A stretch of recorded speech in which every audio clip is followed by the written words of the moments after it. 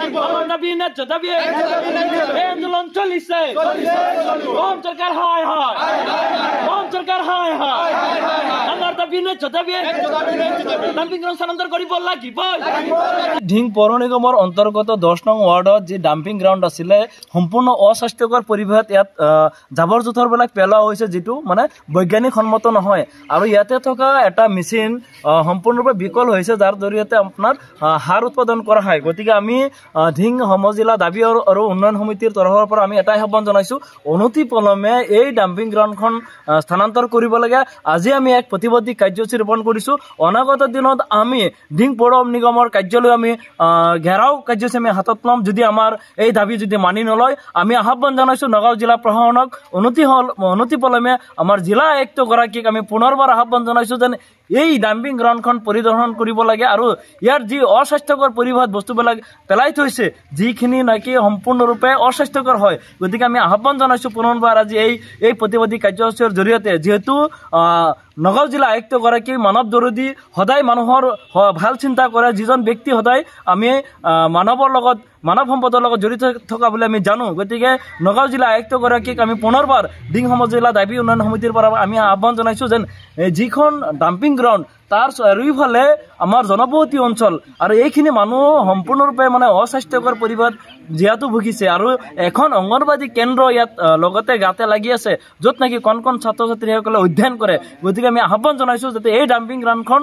জনবসতি নথকা অঞ্চলত স্থানান্তৰ কৰাৰ আমি দাবী উত্থাপন কৰিছো আমাৰ এটা সজাতি দলে আমি ঢিং পৌৰ নিগমক আমি এটি স্মাৰক পত্ৰৰ জৰিয়তে এই দাবী আমি উত্থাপন কৰিম অহাকালি আমাৰ এটা কাৰ্যসূচী আছে আমি ঢিং পৌৰপতিক আমি এখন স্মাৰক পত্ৰ আমাৰ সমাজ জিলা দাবী উন্নয়ন সমিতিৰ পৰা দিয়া সমাজ জিলা দাবী আৰু উন্নয়ন সমিতিৰ তৰফৰ পৰা যি প্ৰতিবাদী কাৰ্যসূচী লৈছোঁ ঢিং পৌৰসভাৰ অন্তৰ্গত 10 নং ৱাৰ্ডত থকা ডাম্পিং গ্ৰাউণ্ড স্থানান্তৰৰ দাবী তথা ইয়াত থকা জৈৱিক সাৰ উৎপাদন যন্ত্ৰটোৰ কাৰ্যক্ষম কৰাৰ যি দাবী আমি উত্থাপন কৰিছোঁ সেই দাবী আমি অহাকালি এখন স্মাৰক পত্ৰৰ যোগেদি ঢিং পৌৰসভাত আমি পৌৰপতি মহোদয়ৰ ওচৰত আমি দাখিল কৰিম প্ৰদান কৰিম আৰু সেই সেম একেখন দাবী লৈ আমি অহাকালি নগাঁও জিলা আয়ুক্ত মহোদয়কো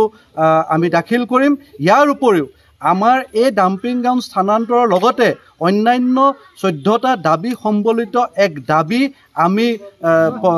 অসমৰ মুখ্যমন্ত্ৰী মাননীয় হিমন্ত বিশ্ব শৰ্মা ডাঙৰীয়ালৈ নগাঁও জিলা আয়ুক্ত মহোদয়ৰ যোগেদি আমি প্ৰদান কৰিম তাৰ লগতে অহাকালি আমি শুনা পাইছোঁ অতি পৰিতাপৰ কথা যে এই ঢিং অঞ্চলত অন্য এখন ডাঙৰ বৃহৎ ডাম্পিং গ্ৰাউণ্ড হ'বলৈ গৈ আছে ঢিঙৰ যিটো পেপাৰ মিল আগতে প্ৰস্তাৱিত পেপাৰ মিল যিটো এতিয়া বিকল কেতিয়াও নহ'লগৈ সেই পেপাৰ মিলত এতিয়া কাষতে অন্য এখন ডাম্পিং গ্ৰাউণ্ড বনাই আছে আৰু সেই ডাম্পিং গ্ৰাউণ্ডত আমি শুনা পাইছোঁ সেই ডাম্পিং গ্ৰাউণ্ডত বোলে নগাঁও জিলা আৰু মৰিগাঁও জিলা এই দুয়োখন জিলাৰ গোটেই জাবৰ আহি এই ডাম্পিং গ্ৰাউণ্ডত পেলোৱাৰ এটা পৰিকল্পনা হাতত লৈছে আৰু সেই পৰিকল্পনাক আমি বাধা দিম আৰু সেই পৰিকল্পনা যাতে কোনো পৰ্যায়ে কাৰ্যকৰী নহয় তাৰ আমি ব্যৱস্থা আমি হাতত তুলি ল'ম তাৰ কাৰণে যিকোনো ধৰণৰ জংগী আন্দোলন এই ঢিং অঞ্চলত কৰিবলৈ ঢিঙৰ ৰাইজ সাজু হৈ আছে আৰু কঠোৰ ভাষাৰে আমি সকীয়াই দিছোঁ যে তেনেকুৱা ধৰণৰ পদক্ষেপ যাতে চৰকাৰ বা প্ৰশাসনে নলয় এইটো হ'ল আমাৰ আটাইতকৈ ইম্পৰ্টেণ্ট আৰু আটাইতকৈ মূল কথা আৰু এটা কথা আমি ক'ব ওলাইছোঁ অহাকালি সমজিলাৰ যি দাবী আমি স্মাৰক পত্ৰ প্ৰদান কৰিম সেই স্মাৰক পত্ৰ আমি আয়ুক্ত মহোদয়ৰ যোগেদি মুখ্যমন্ত্ৰী ডাঙৰীয়ালৈ প্ৰেৰণ কৰিম তাত ঢিং অঞ্চলৰ এই ডাম্পিং গ্ৰাউণ্ডৰ সংক্ৰান্ত বিষয়ে নহয়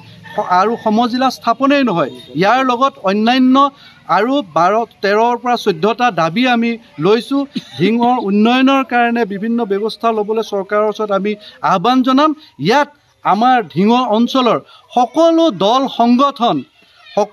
দল সংগঠন জাতি ধৰ্ম ব্যক্তি জাতি ধৰ্ম নিৰ্বিশেষে সকলোৱে যাতে আমাক সহযোগিতা কৰে তাৰ আমি আজি এই আপোনাৰ চেনেলৰ যোগেদি আমি অনুৰোধ জনালোঁ ধন্যবাদ।